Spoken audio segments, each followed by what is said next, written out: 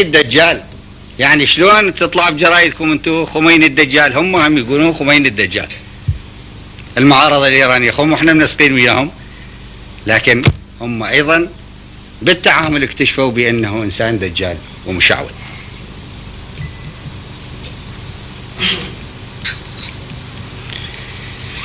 جاوبنا ما ظل مسعى سلمي إذا ما جاوبنا وياه، ما ظلت وساطة إذا ما قلنا نعم، ما ظل مقترح يحافظ على سيادتنا وعلى سيادتهم وعلى كرامتنا وكرامتهم وعلى أمننا وأمنهم وعلى حقوقنا وحقوقهم إلا وقلنا نعم.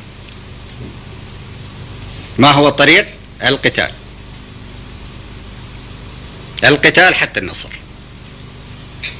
دفاع عن الوطن وعن الشرف حتى النصر بعون الله. شو نسوي؟ نقاتل، والمقابل هو علي أن يلين.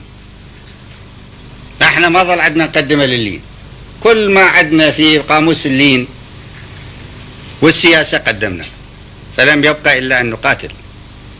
تعجيزه هو الذي يقرب السلام، عندما يعجز يقبل بطريق السلام. والخميني مو رجل دين،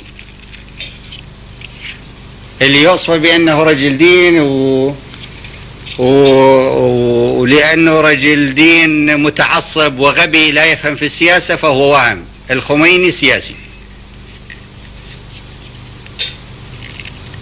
والخميني عندما يدرك أنه يخسر أكثر مما يربح يقيم السلام حتى وهو حي وبقرار منه، لأن الخميني استخدم السياسة في كل ميدان، ويا الإسرائيليين استخدمها واشترى السلاح بقرار منه، ويا الأمريكان لقى عدد من المليارات لعبوا بقضايا الرهائن ثم أطلقهم بقرار منه. فهو سياسي، لكن سياسي يقيم الحسابات على أساس ما يربح وما يخسر.